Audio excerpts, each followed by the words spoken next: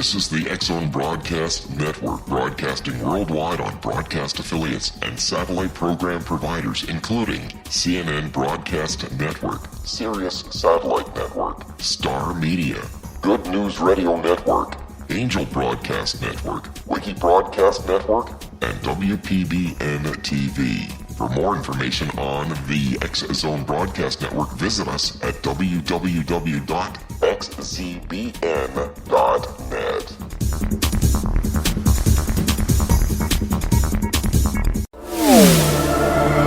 The X-Zone Radio Show with Rob McConnell is largely an opinion talk show.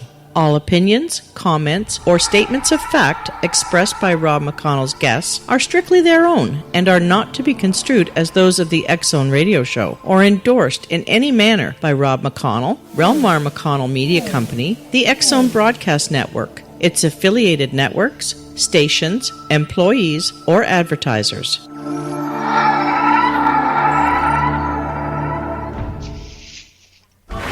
All Hit Radio.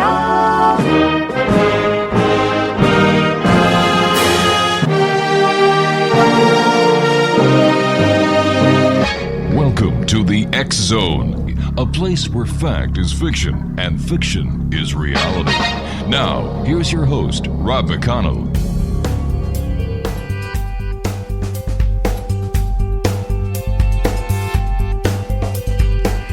Welcome back to the X-Zone, everyone. I am Rob McConnell. We're coming to you from our broadcast center in Hamilton, Ontario, Canada, on the X-Zone Broadcast Network and our growing family of affiliates right around this great big world of ours. If you'd like to find out more about us, there's one simple way to do it. You can either go on to any social media site, X-Zone Radio TV, or you can go to www.xzoneradiotv.com and to find out all about the X-Zone Broadcast Network, the shows, the hosts that we have, as well as our broadcast schedule, www.xzbn.net.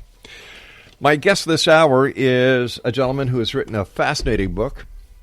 His name is Jim Willis, and the name of his book is Ancient Gods, Lost Histories, Hidden Truths, and the Conspiracy of Silence.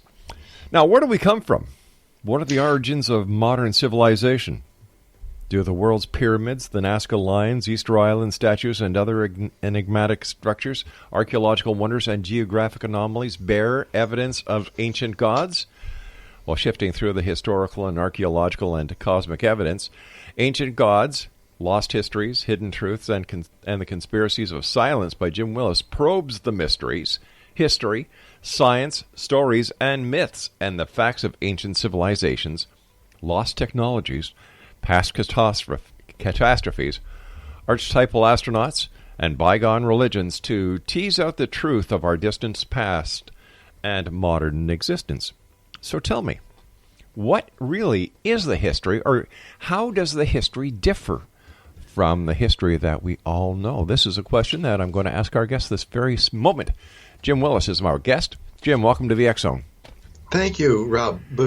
Before we begin, I have a long overdue thank you to the people of Ontario to issue.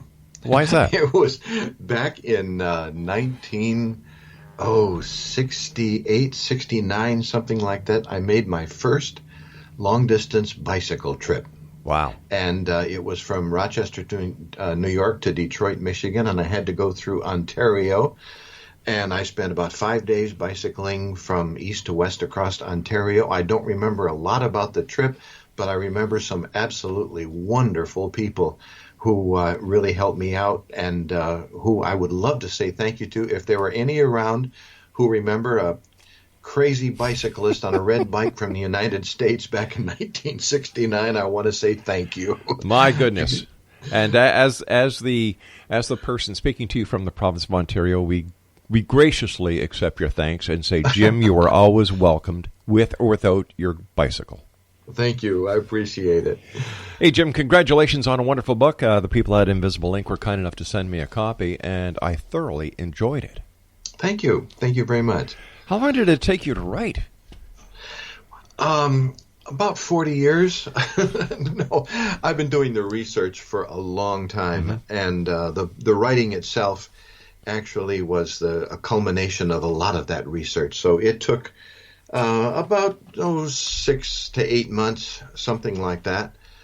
And I had just finished it and turned it in and was just kind of coming up for air, so to speak, when the publisher called me and said that the advance sales were going well, and so he wanted me to write a sequel. So I plunged right into another one, which I just sent to the publisher in January, and I understand it's already has some pre-advance notices on Amazon, and it's being it's already on Amazon without a cover. I guess they haven't designed the cover yet, but that's scheduled for September 1st. So the two of them together, about a year, 14 months, something like that. Wow. But what this tells you is that people really want to know all about the hidden truth, what the man behind the curtain is really like, who he is, and where exactly we come from. Jim, you and I have to take our first break. Please stand by. Great having you with us again. Congratulations on your book, Jim, and X-Zone Nation. This is a book to get. Ancient Gods, Lost Histories, Hidden Truths, and the Conspiracy of Science. Jim Willis is the author. Jim Willis is my guest this hour as we continue here in the X-Zone from our broadcast center in Hamilton, Ontario, Canada. If you'd like to send me an email, it's very simple, xzone@xzoneradiotv.com. And you can always check us out on our website, xzoneradiotv.com, and to find out all about the programming on the X-Zone Broadcast Network. You got it? xzbn.net. I am Rob McConnell. Jim Willis and I will return on the other side of this break. Don't go away.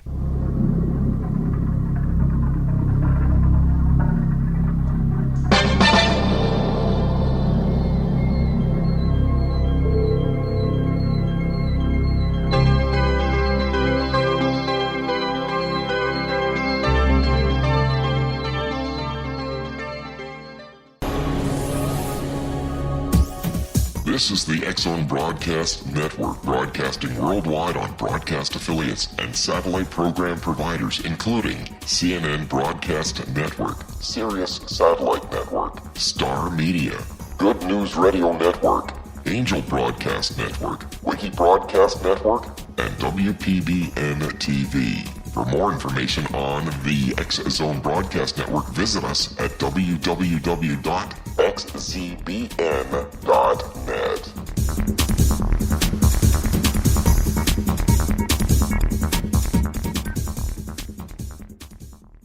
How would you like to be able to read other people's minds? Well, the next best thing is here. When you know how to read a person's name, you know how the person thinks, feels, and behaves.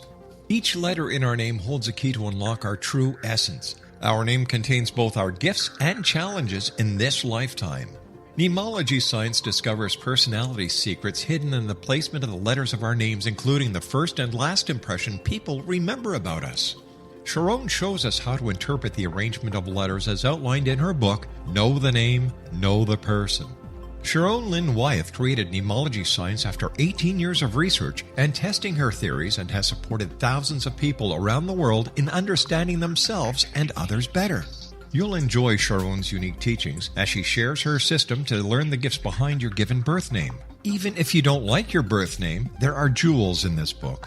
If you're thinking of changing your name, ready to name your child, or wanting to get along better with others, this is the book for you. If you'd like to improve your relationships and change your life for the better, get the book today, Know the Name, Know the Person, or visit www.knowthename.com. That's www.knowthename.com.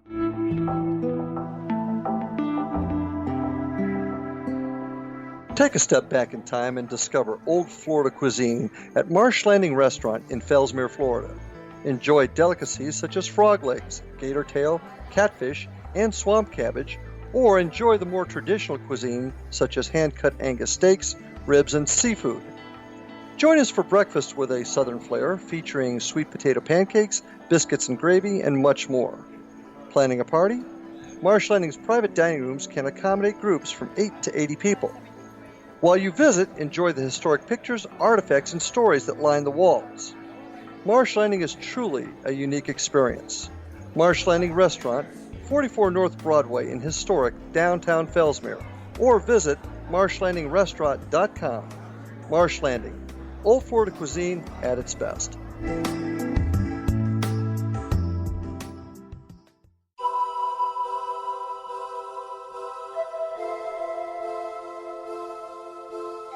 If you're a seeker, don't miss the inspiring book Shamanic Awakening, Between the Dark and the Daylight.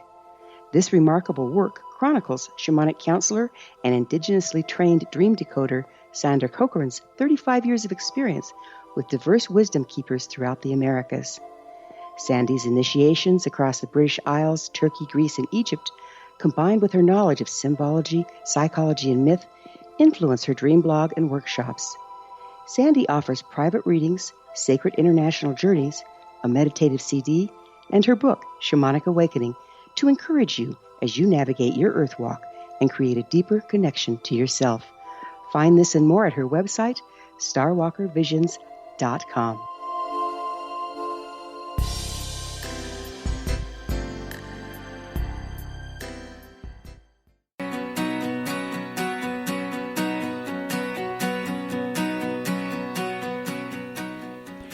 And welcome back. Jim Willis is my special guest, and as I was saying before we went to the break, Jim is the author of a fascinating book entitled Ancient Gods, Lost Histories, Hidden Truths, and the Conspiracy of Science. It's published by our friends at Invisible Ink, and Jim's website is www.jimwillis.net. Jim, where did your interest in ancient and hidden truths come from? I've heard it said that when you call someone on the telephone and get their answering machine, whatever they say, there are two questions being asked. Number one is, who are you? And number two, what do you want? And I think those two questions, who are we and what do we want, they have been with me since I was just a little boy. I took a lot of history courses, and back when I was going to school, history wasn't really too interesting because they taught a lot about names and dates and that kind of thing. And I always wanted to understand a little more about the whys and some of the questions.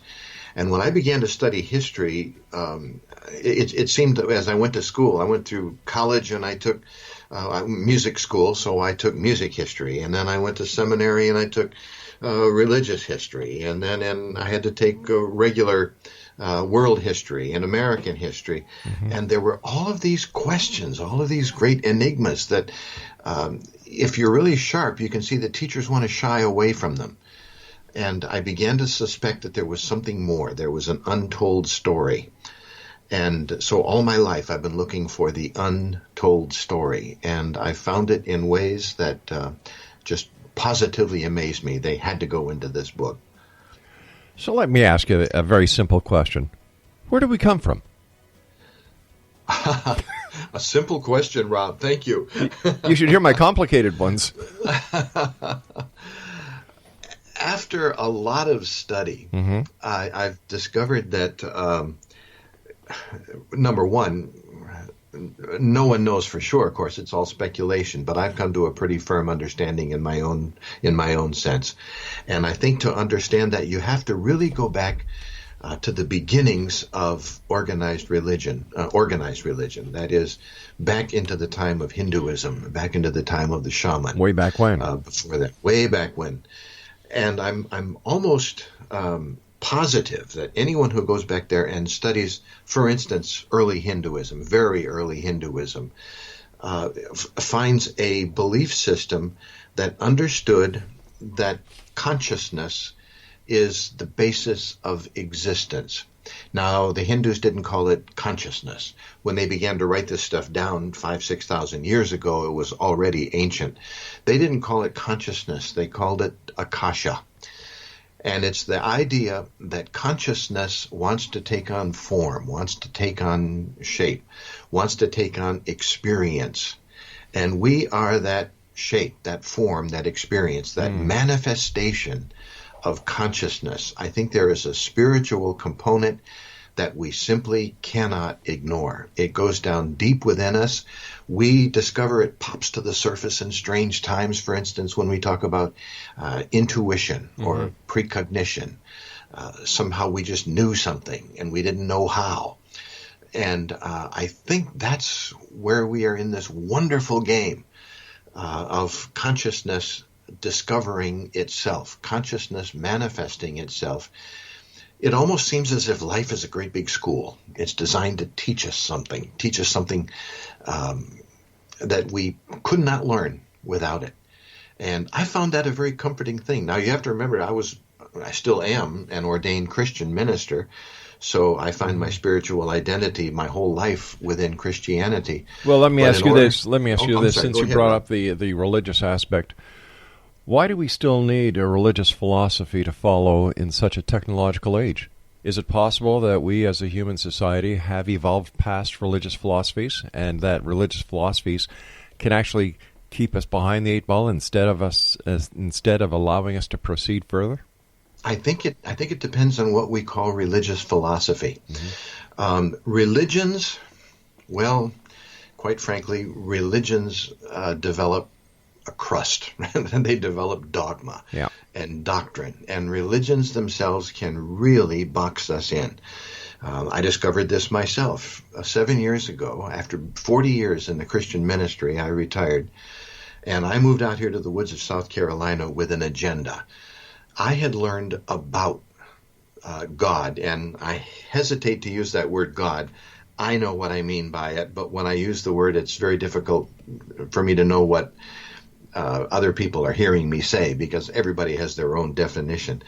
But I had learned about God, about theology, and I was seeking an experience of the reality behind the religion, the spirituality behind the religion. And little did I know that it was going to happen. We came out here, my wife Barbara and I came out here to live in the woods. We came out here to get away from people. We came out here to go on retreat.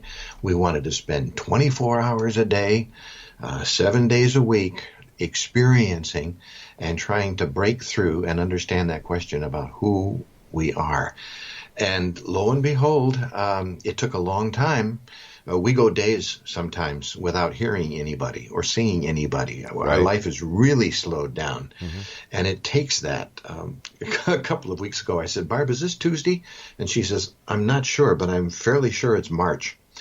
That's about all we know about it. We deliberately have sought that experience of the supernatural. Now, in my case, being a Christian minister, I think for the supernatural to really, or the spiritual to grab hold of me, it had to go outside of Christianity. So to be honest, I haven't set foot in a Christian church for 7 years, and yet I feel closer connected to what I call the source, or all that is, or whatever we want to call it. God is a good word, but... Well, wouldn't it make sense that we are all feeling closer to the source if we just take a good look at it, since in the Bible itself, in Genesis, it said, and God said, let us create man in our image, our likeness. Therefore, if we are created in his image, his likeness, then we ourselves are like God.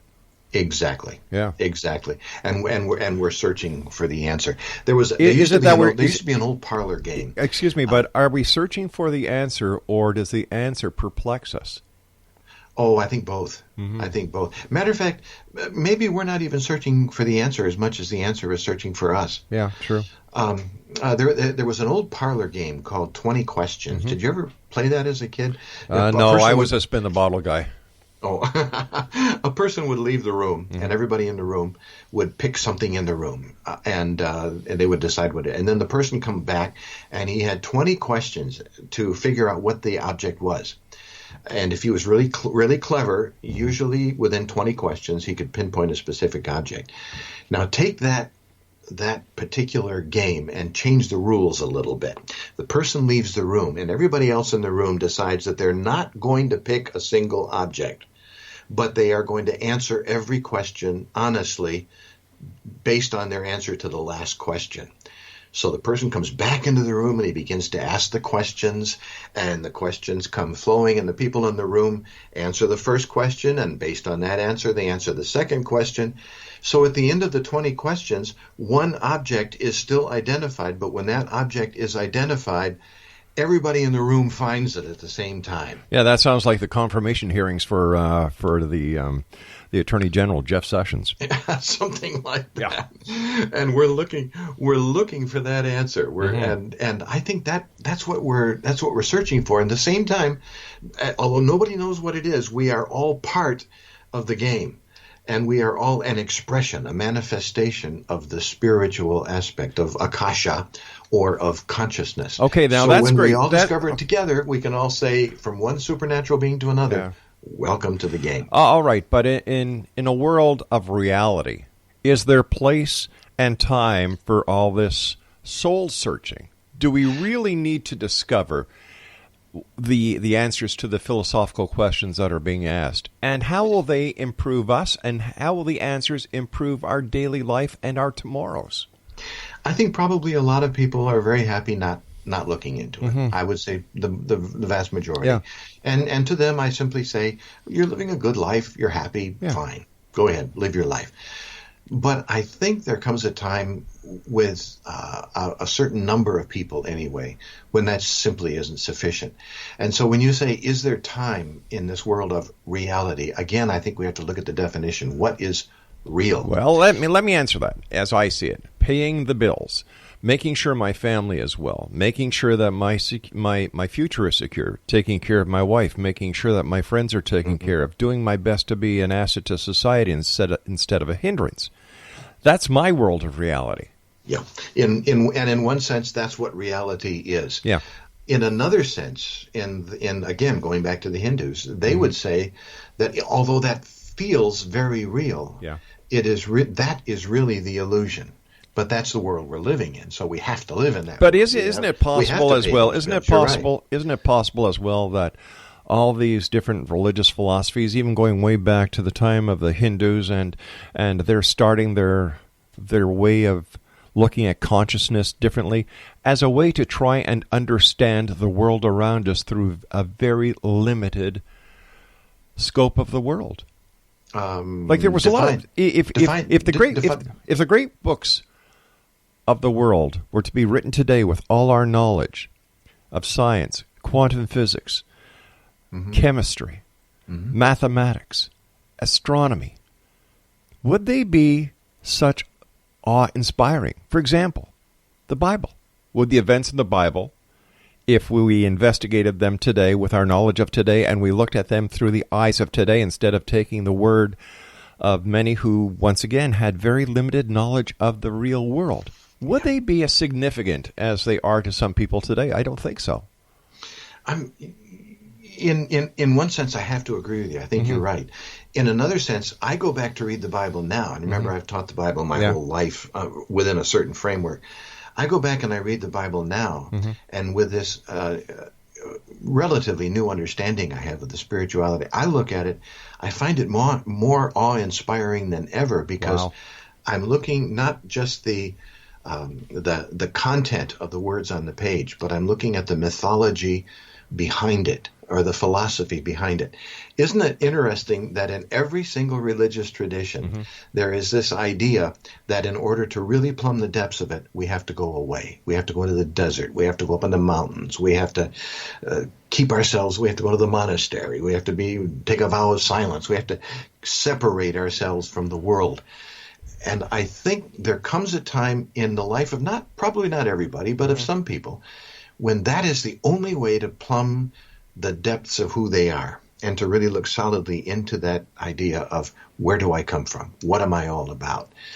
And the religious traditions can teach us that, but only if we read them besides just being an historical account and doctrine and dogma. We have to look at the underlying philosophy behind it, or the underlying reason why these books were written, the underlying reason why these philosophies were put forth at the time when they were.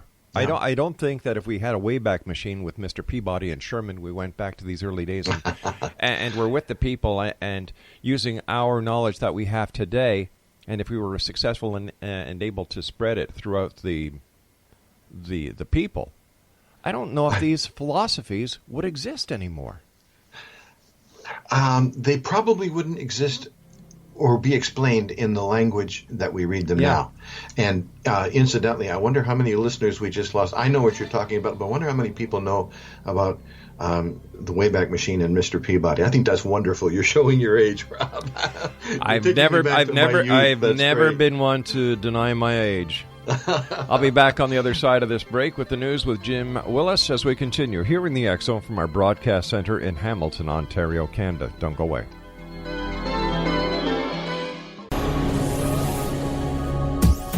This is the X Zone Broadcast Network, broadcasting worldwide on broadcast affiliates and satellite program providers, including CNN Broadcast Network, Sirius Satellite Network, Star Media, Good News Radio Network, Angel Broadcast Network, Wiki Broadcast Network, and WPBN TV. For more information on the X Zone Broadcast Network, visit us at www.xzbn.net.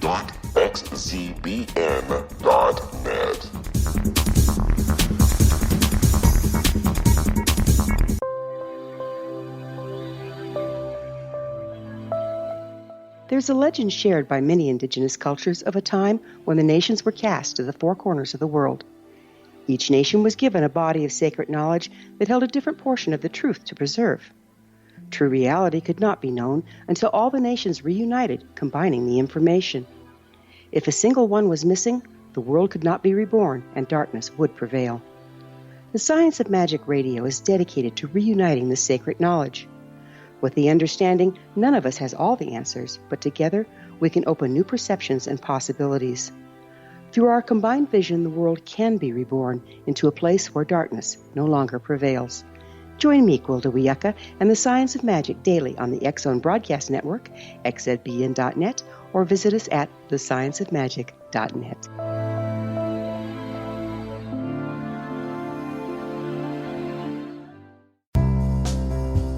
Gibbs A. Williams, Ph.D., is a practicing psychoanalyst, supervisor, researcher, and author in New York City. Much of his life has been dedicated to understanding nature and the uses of meaningful coincidences or synchronicities.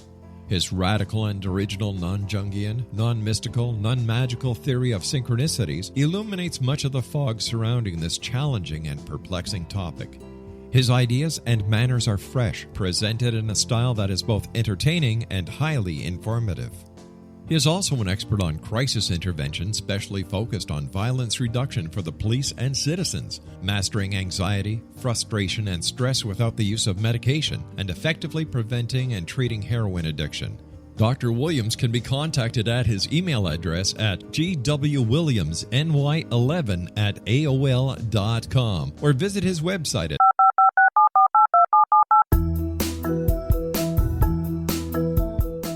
Did you know that when you're on the road with limited data or Wi-Fi, you can still listen to the X Zone Radio Show with Rob McConnell, The Science of Magic with Gwilda Wiyaka, X-1, Dimension X, Space Patrol, and every minute of the X Zone Broadcast Network by calling 213-401-0080, courtesy of Audio Now. No smartphone, app, or internet needed. It saves your data plan and it's free if you have unlimited minutes. Call 213-401-0080 to listen on any phone, anytime, anywhere. Remember 213-401-0080 for the best of the paranormal, parapsychology, and sci-fi radio programming anywhere, 24/7, 365.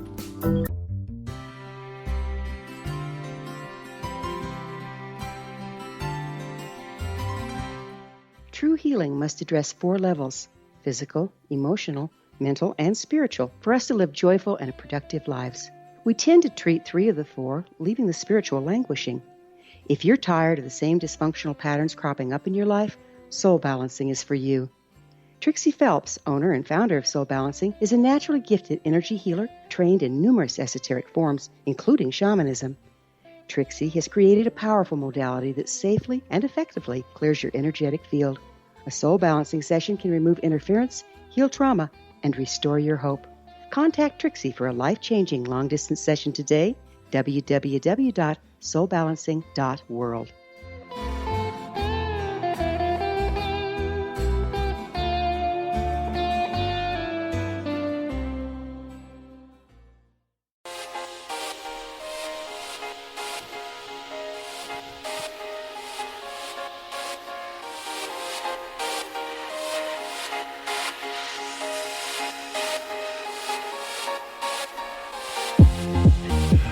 Welcome back, everyone. This is the X Zone.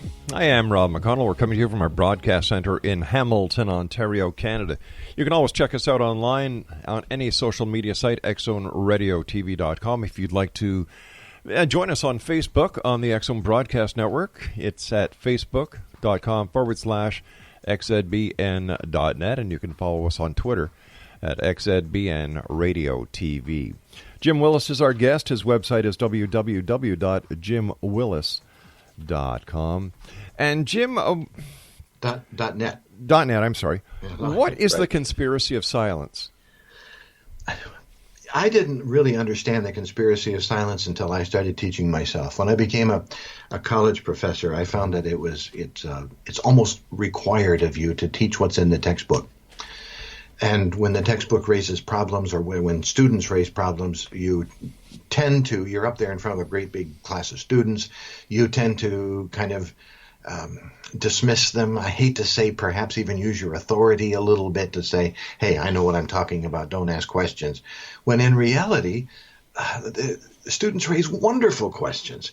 The problem is, of course, that in the conspiracy of silence, I don't use the term or use the phrase to mean that there is a deep, dark conspiracy. I don't think there's one out there of secret organization trying to keep us from understanding our true history.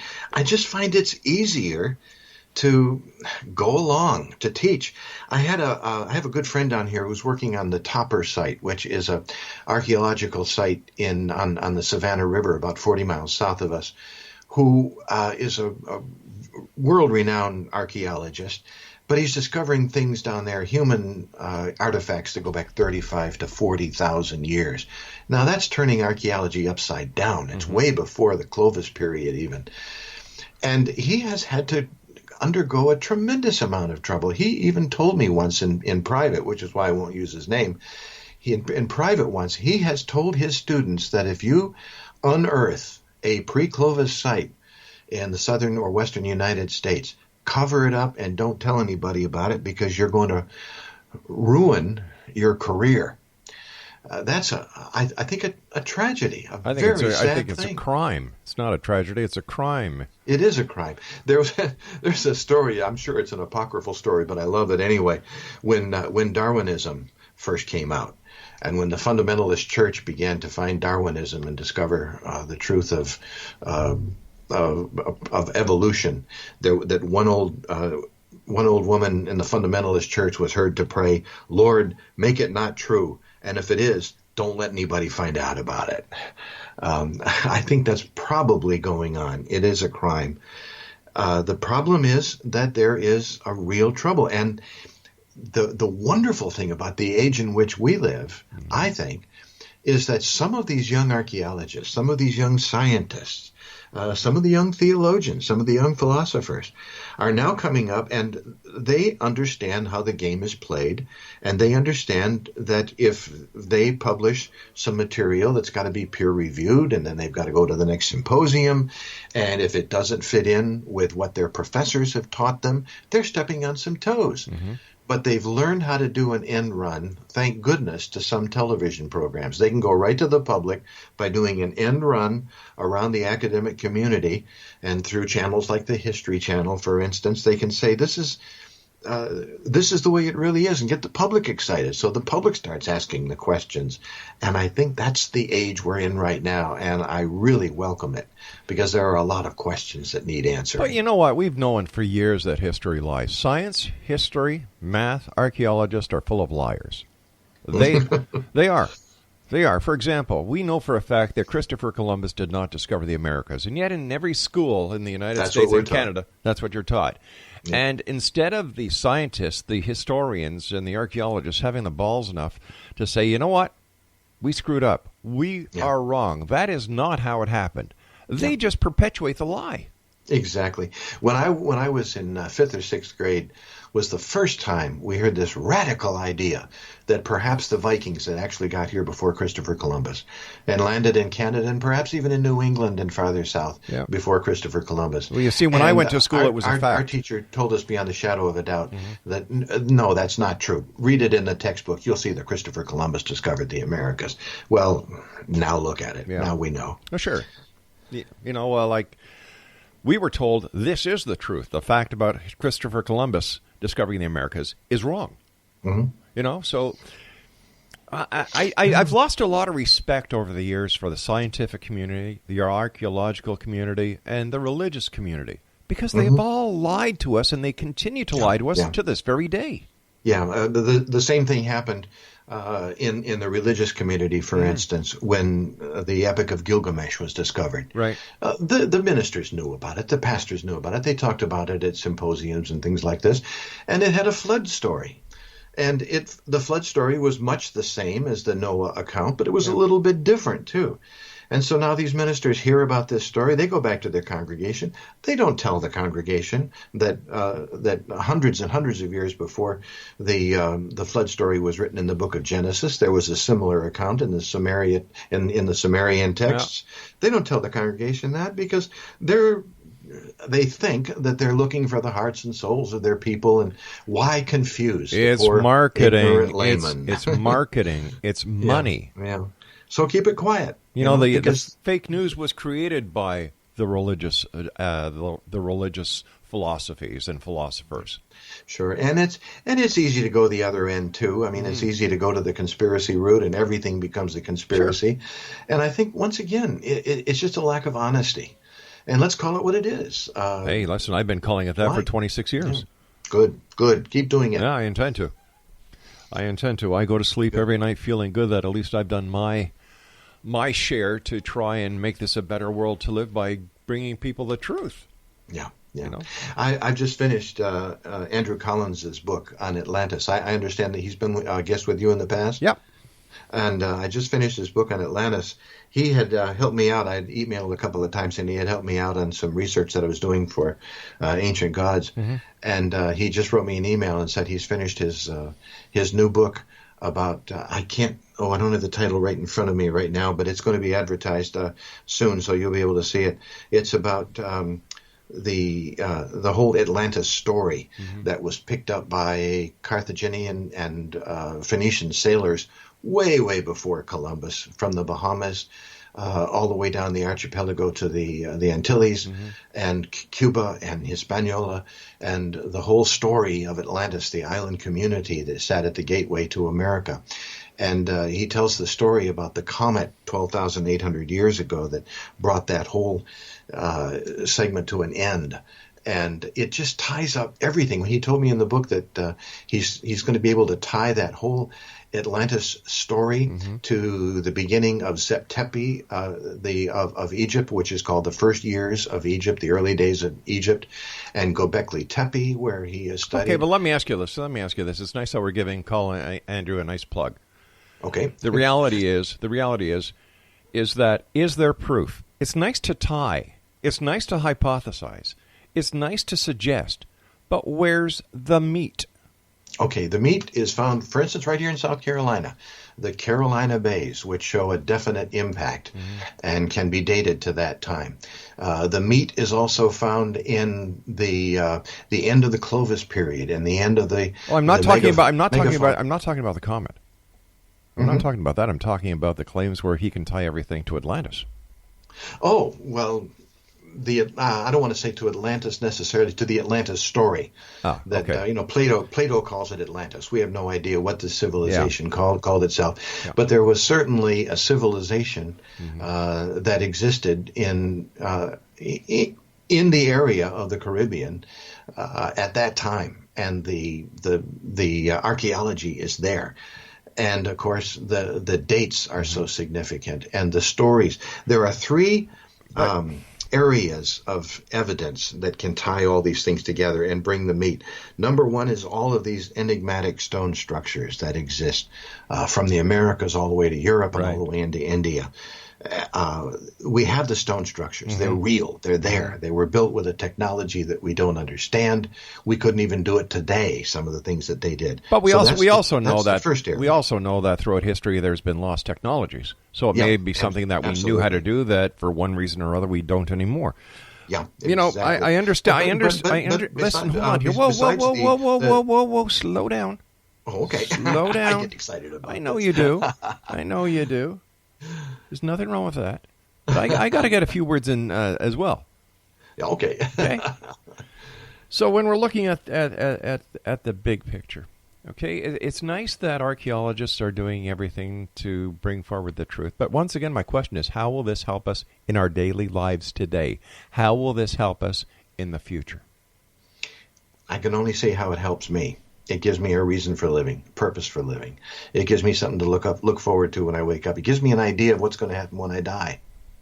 But how do we know for a fact we know what's going to happen when we die? When we die, there are so many different theories out there put forward by people within the metaphysical community, the New Age community, the new religious communities, that, once again, is it just a matter of self-satisfying our own need? Or is it going to help humanity? I'd rather work on something that helps everyone instead of just helping myself. Well, then let me put it this way. Okay. Look at humanity as if it was the life of a single person, as a single species. We are entering into really a third stage of our understanding of who we are. Stage one was a stage that I like to call the A stage. And it was an intuitive understanding of who we are, and it worked, and it was fine. We would look back on it now, and we would say we simply looked at the world around us, and we invented the myths to try to describe it, but we sensed that there was something real. We didn't understand it, but that was it. But if that's the case, how come the Bible is still the number one selling book? Well, along comes stage B. And stage B was a rejection of stage A. That's why I call it B. Okay. It's different. It's a rejection of stage B. It says, no, we are simply evolved animals, and we're going to get rid of all that. And mythology was fun in the past, and it did its thing for a while, but it doesn't help us now. And so stage B was a wonderful stage. We sent men to the moon. We built great cities. We almost destroyed our ecology. We're on the brink of destroying ourselves. We have learned all this technology. We can blow ourselves up and worry about who's got the bomb and stage. But you know what? Wonderful thing. This is not the only time in man's history where, if you look back in the Bible, Sodom and Gomorrah, God himself did a pretty great job of killing his creation. So why should we be different? I'm talking about the civilization around us. You wanted to be practical, so I was talking to the people who surround us right now. We're coming out of stage B. We're going into what I like to call the third stage, or stage A1. It's stage A, but based on a deeper reality. We understand more about quantum physics. We understand more about parallel universes. We understand more about the multiverse. We understand more about consciousness and the field of Akasha. And we have people really looking into this. And all of a sudden we're beginning to look at that stage A, which was in existence when the Bible was written, for instance. But we're looking at it through the underpinnings of science, deep underneath. We're beginning to see that there's something real going on here. All right, I've got to take my final break. Please stand by. Exonation. Our guest is Jim Willis. He's the author of Ancient Gods, Lost Histories, Hidden Truths, and the Conspiracy of Silence. www.jimwillis.net. And we'll be back on the other side of this break. Don't go away.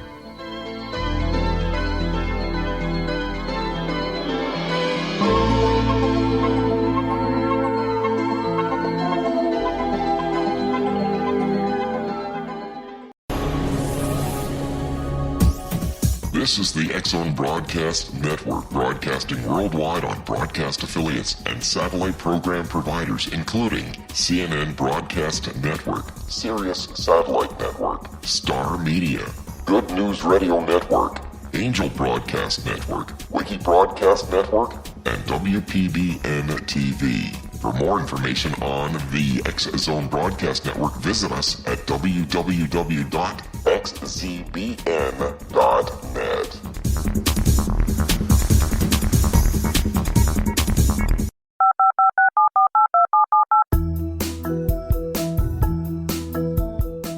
Did you know that when you're on the road with limited data or Wi-Fi, you can still listen to the X-Zone Radio Show with Rob McConnell, The Science of Magic with Gwilda Wiyaka, X-1, Dimension X, Space Patrol, and every minute of the X-Zone Broadcast Network by calling 213-401-0080, courtesy of Audio Now.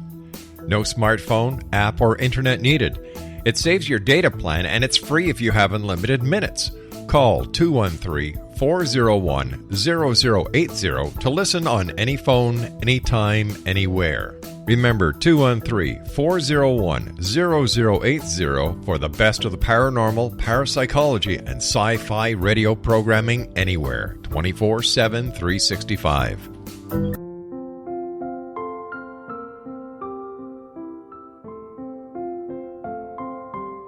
I am Dr. Carl O'Helvey, founder, president of a new cancer foundation focusing on evidence-based physical, mental, and spiritual interventions, including natural cancer cures, prayer, meditation, affirmations, nutrition, and other related holistic cancer prevention and cure modalities. These are used in cancer education, research, and financing care. I ask for your help to continue this important work by donating at www.holisticcancerfoundation.com.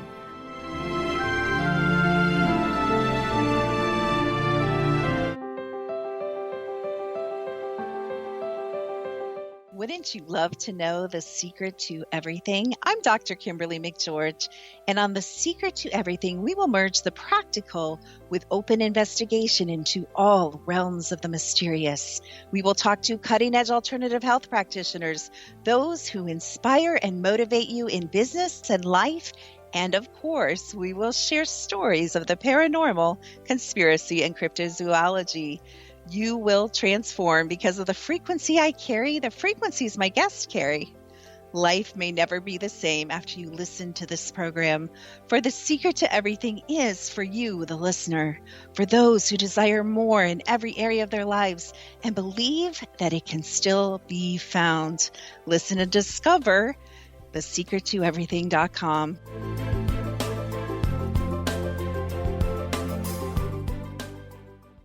Little children aren't the only ones afraid of the dark. Millions of soldiers return from war zones with PTSD, anger, frustration, fear, and loneliness, much of which surfaces during the darkness of the night. You have the chance to change the lives of these American heroes. Songs and Stories for Soldiers.us provides free MP3 players for these men and women.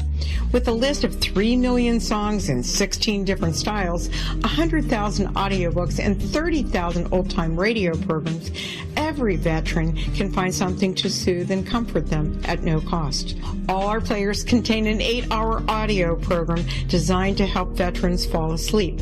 With 1,500 plus vets now participating, it's our goal to deliver 10,000 audio players this year. Go to our website at songsandstoriesforsoldiers.us. Help us help a veteran make it through the night.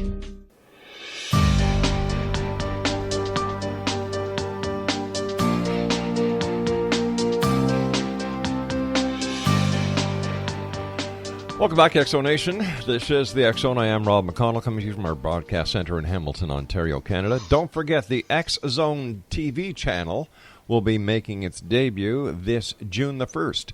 7/24/365 television channel dedicated to the topics that we discuss here in the X-Zone. New Age, paranormal, parapsychology, all the topics we discuss will be available on several of the programs that we ourselves have produced over the years, and that'll be at xzbntv.net. Jim Willis is our guest. He's the author of Ancient Gods, Lost Histories, Hidden Truths, and The Conspiracy of Science. His website is www.jimwillis.net. Jim, we've only got about 11 minutes left. So let me ask you this. I understand about your 1, 2, 3. But what happens if during the investigation by science, who are going to be using quantum physics, multiverse, dimensional investigations, and all the other technology sciences that we have today, what happens if they prove that nothing happens to us when we die? We just cease to exist. There's nothing more. I don't see how they could possibly prove that. I can only speak about my own personal experience. Sure. And I have had out-of-body experiences, for instance, that are not only tremendously convincing, but they change from... Well, let's put it this way. A lot of us live our lives believing in something or trying to believe in something, even though Mark Twain once talked about a Sunday school kid who said, faith is believing in something you know ain't so. A lot of us believe in something, but there's a difference between belief and knowledge. And once you've experienced something, once you begin to know it, once you've had the experience of seeing beyond this life, it changes your life totally. It makes you a more compassionate person, makes you a person more loving. It makes you just simply more accepting, happy, less stressful. How can you possibly be worried when you know that death is not the end? Or are we just pulling a con on ourselves? I think that all the time, and when I have an out of body experience, I know it's real, and it's come to the point where I can even say at the time, in a couple of minutes, I'm going to come back into the body, and I'm going to be questioning it. Within a couple of minutes, I'm going to find a perfectly good Freudian explanation for all this. But I've simply had too many examples of synchronicity, too many examples of being on the other side, and now I can kind of laugh at it.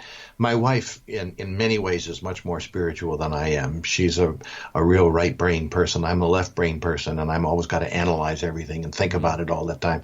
I live most of my life in my left side of my head, and I've discovered that it's very easy to pull the wool over our eyes in the opposite way than we normally think. In other words, we come up with good rational explanations why this can't be true. And so we have to ask ourselves, why am I trying to disbelieve this when I've had the experience, when I've seen it, when I knew it, and while I was having it, I knew it was real?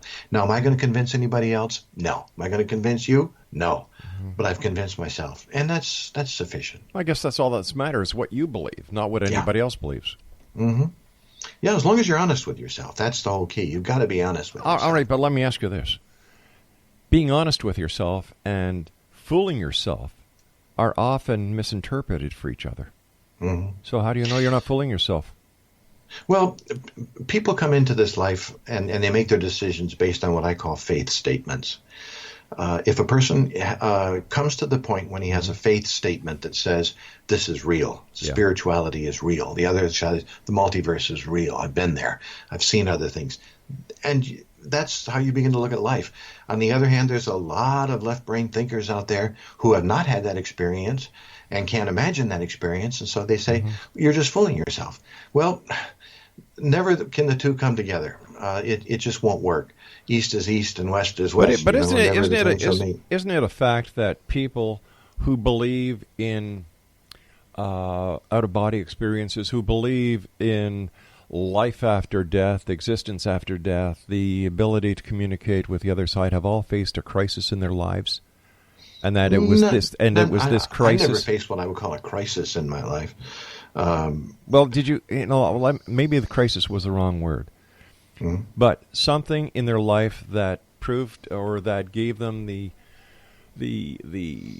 feeling that their life on that track that they were on was not what it was, and that people who are satisfied with their lives, where they're going, where they're coming back, and they're satisfied with who they are, really have no need for this spiritual aspect of life. They're very happy dealing with reality. I haven't experienced that myself. As a minister for 40 years, I stood at the bedside of many, many people who died, some of them who had near-death experiences and came back to talk about it. I've never seen anybody who came back less spiritual than they were when they went in. I've seen a lot of atheists come back as believers in something bigger than themselves. But I've never seen anybody come back without a spiritual dimension. Well, okay, to their all life. right. So is the experience that rocks your world from reality to spirituality necessary in order to cross this great divide from one hard fact to a spiritual aspect? Possibly. It was for me. But then again, you and I use different words here. When you say from reality to spirituality, to my way of understanding now, it's just ingrained in me that this is not reality. This is the illusion. This is the temporary. The reality is on the other side. That's the real. I don't understand how anybody can think that way. I do. Yes, but you're a man of faith. You've devoted your life to faith, a God that has never been seen, a lot of events that could never be proved. Well, so you've dealt with faith, but the God has now been seen, and it took me most of my life to get to that point, and many people never will. You just have to understand that you can't force a belief in the supernatural or the spiritual on anybody. It's just not going to work. And many people are very content to go through their whole life that way. It's a lot easier. If that's the case, fine. It's a lot easier if you base your life on spirituality and faith than having to deal with the reality of the everyday world. I agree with that. Well, I have to deal with the everyday world like everybody else. But I've got away from it in the last 7 years deliberately. But for most of my life, I had the committee meetings, and I had the family problems, and I had all of the stuff that everybody else did. Right. And I had to deal with it all. Everybody does. Even those who know that this isn't reality, that the other side is reality. Oh, sure. It still hurts when friends let you down, or when somebody criticizes you. Of course, when you're an author or when you go on the radio, of course you're always going to get people who write back and deliberately try to hurt you or undermine you or say something bad about you. A friend of mine used to say it's the woodchuck who sticks his head up in the air that gets shot at. Being an author, being a public speaker. That happens. Yeah. You get that, and it hurts. There's no question about it. It hurts. You have to deal with it like anybody else. But on the other hand, it's a great help to me to know that there is another side out there. Now, I have to say this.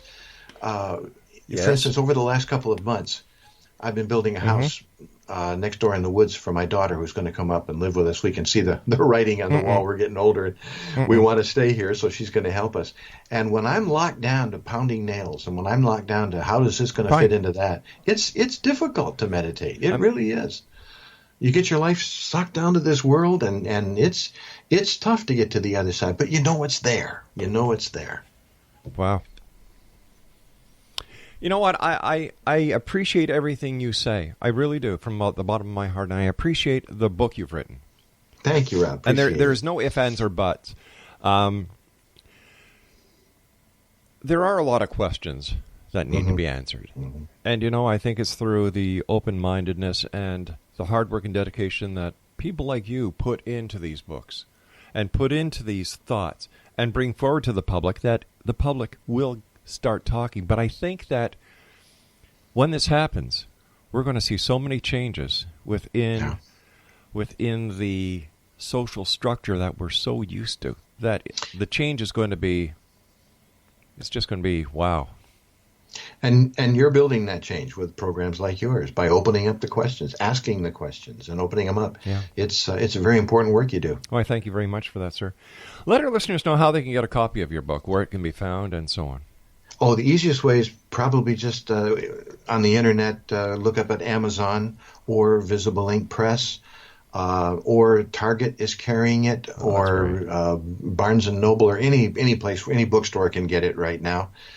Probably the easiest way is just to look up Jim Willis, Ancient Gods on Amazon, and you'll come up with not only Ancient Gods, but you'll come up with, I think, 10 or 11 other books by Jim Willis, too. Well, you know what? We're going to have to get you back on so we can talk more about Ancient Gods, as well as the other great books you've written.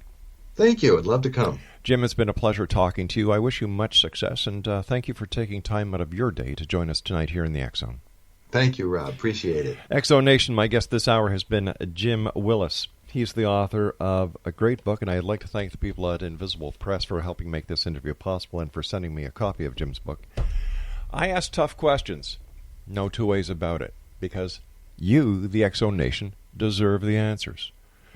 I'll be back on the other side of this break with the news as we continue here in the X Zone from our broadcast center in Hamilton, Ontario, Canada. My name is Rob McConnell. Whatever you do, don't go away.